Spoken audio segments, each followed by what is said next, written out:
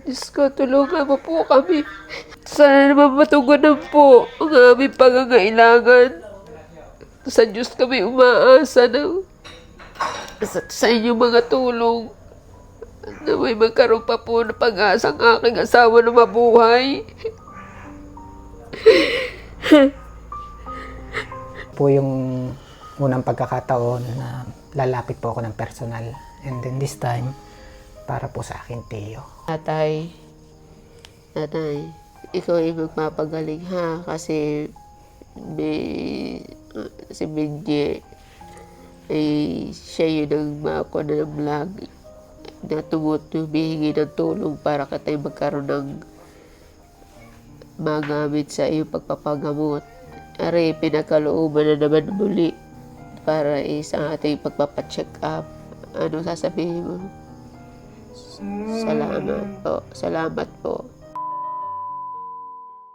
Kumusta, Tia? Ito, patuloy pa rin sapalaran na siya mabuhay, magkaroon ng iba yung kalakasan kasi sobra talagang payat na siya ngayon. Nanghihina. Sana naman magkaroon pa ng pag-asa. Ano mismo naging sakit ng Tio? Ang talagang tunay na sakit niya, yung pinagagamot namin, yung sa pantog. Eh ngayon, kaya natagalan, mataas ang kreya. Kailangan daw mapababa yung kreya bago pa i-CT scan. Ngayon naman, ginamot muna, ay hindi-repair na pwede na siyang ma-CT scan. Kaya yun, natuloy na yung opera niya sa pantog. Bali, nakadalawang operasyon ang Tio. Oo, una muna yung infeksyon bago pa sumunod yung hindi naman agad-agad. Pero may may laplap na parang doon na lang yata gumawa ng kaparaan na idaan yung para makayod yung sa pantog. Ang procedure nilang ginawa, kinayod. Kaya yun, ngayon, sa pinabiopsy, hindi pa namin nalalaman yung biopsy. Oo. Dahil ang resulta daw na matagal, after 2 weeks pa. Kaya pag nagpa-check up daw doon pa makikita, malalaman ko anong klaseng bukol yun. Tio Dado, kumusta ikaw? Tio Dado. Kilala mo pa ako? Si Benji. Papagaling ikaw ha. Lago-lago ng balbas mo. Sobra. Payat mo ngayon. Sobra kapayat. Tunay ka naman. Talagang kami bali malapit na kami mag-isang buwan sa Bat MC. Mahirap po talaga pagka wala kang income. Parehas naman po wala kaming trabaho. Ang aking anak ay PWD pa. Kaya wala po kaming ibang inaasahan. Salamat po sa mga tutugon sa lahat ng aming pangangailangan. Tunay nga po na sa akin po nararanasan ito'y parang wala nang katulad.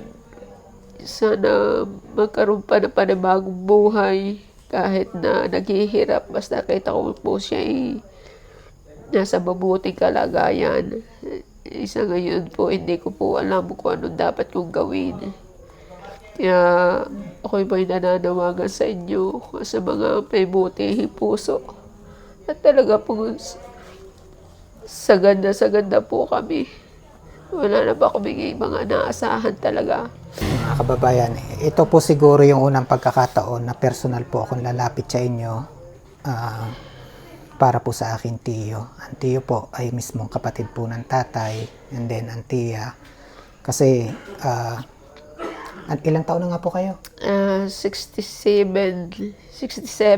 Tas ang tiyo po? 60, going to 65 ngayon. Magbe-birthday pa naman siya yung December 6.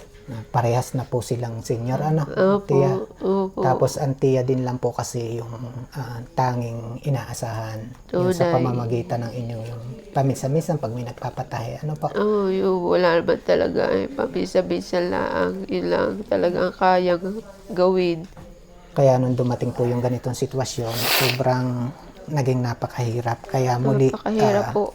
ito po yung unang Napakahirap. beses na ako po'y kakatok para po sa isang kapamilya, para po sa aking tiyo.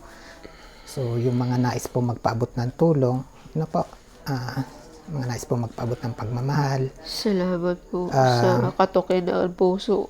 Kung kayo po'y magsesend sa ating account, huwag niyo pong kalimutan na lagyan ng isang maiksing message na for Tia Pasing. Yan, para alam ko po'y para sa kanila. And, Tia, natatandaan mo nung pinuntahan kita dun sa may ospital, meron ako na iabot sa'yo. Opo. So, Salamat po ng marami. At nagawaan instant, nagkaroon kami po ng financial na talagang kailangan. Ako po habang naglalakad, ako po umiiyak. At sabi ko, Diyos ko, napakabuti ng loob ng mga nagbibigay. At sa aming pangangailangan ay natutugunan. Pagpalain po kayo ng Diyos sa inyong pagbibigay. Ang Diyos na po ang magpala sa inyo. Tia, Oo. ikaw ba'y nagpe-pray pa rin lagi? Abay, oo naman. Diyos ko, walang tigil. At sabi ko ngayon, salamat kay Benji at siya ay member na gano'n na sa vlogger. Nakakatulong, sobra. Tunay na Sa ako tingin eh. mo, tingin ka nga sa akin. Sobra. Sa tingin mo, dinidinig ni God ang dasal mo. Oo, sadya ako nananalig sa Diyos talaga. Tunay yan. Tunay yan. Tunay. Hindi, walang halong biro. Walang halong biro. Sobra.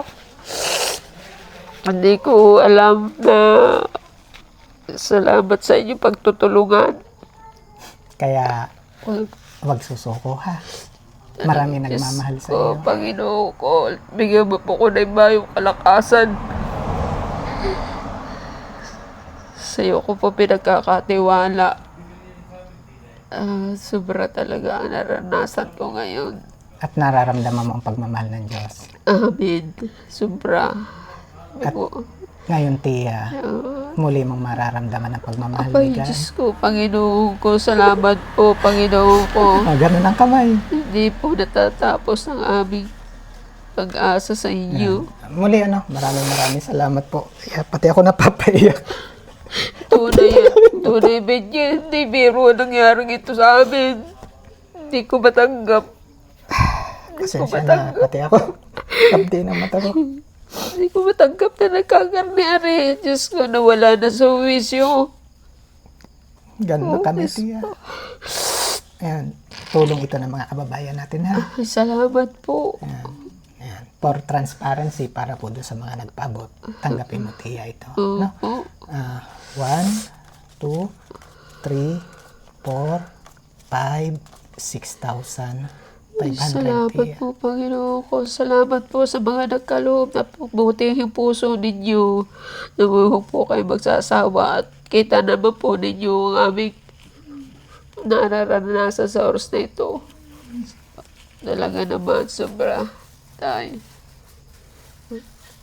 Alisin mo nga rin. Napakabuti. Salamat po. Sobra. Magte-thank you ulit tayo, Tia, ha? Sige. Again, kay Miss February, yung una ko po na ibigay sa inyo na 5,000. And then maraming salamat din po kay Ma'am Cheche Pasco, 3,000. Thank you po. Maraming salamat po. At kay Sir Michael Okyo, 3,500. Ang Diyos na po ang magpala sa inyo. Ibalik po sa inyo ng sobra-sobra pa sa inyo pangailangan na ibibigay niyo sa katulad ko. And then, Tia, meron pong pinababasa si Sir Michael Okyo, ha? Yan, sabi ni Sir Michael, basahin ko daw po ito sa inyo. Sige. Si Jesucristo lamang ang daan papunta sa langit. Nagsimula nilikha ng Diyos ang langit at lahat ng nasa sanlibutan Tunay. at mga nilalang kabilang ang tao. Tunay. At ang tao na si Adam ay nagkasala sa Diyos. Lahat ng tao ay makasalanan. Tunay. Walang taong mabuti. At Tunay. dahil ang kabayaran ng kasalanan ay impyerno, pero dahil sa awa at biyaya ng Diyos, gumawa siya ng paraan para maligtas tayo at mapawalang sala sa pamamagitan lamang ni Jesucristo. Amen. Siya ay Diyos na nagkatawang tao, nabuhay dito sa lupa nang walang anumang kasalanan. Siya ay namatay sa krus at nabuhay muli sa ikatlong araw upang ang sinuman na manampalataya sa Kanya ay mapawalang sala at magkaroon ng buhay na walang hanggan. Si Jesus ay babalik upang kalabanin at tapusin ang lahat ng kanyang kaaway. Siya ay magtagumpay, manampalataya at maniwala kay Jesucristo. Tunay. Salamat po. Salamat Again po. kay Sir Michael Occhio. Thank you Maraming po. Salamat sir. po. Tunay po yan.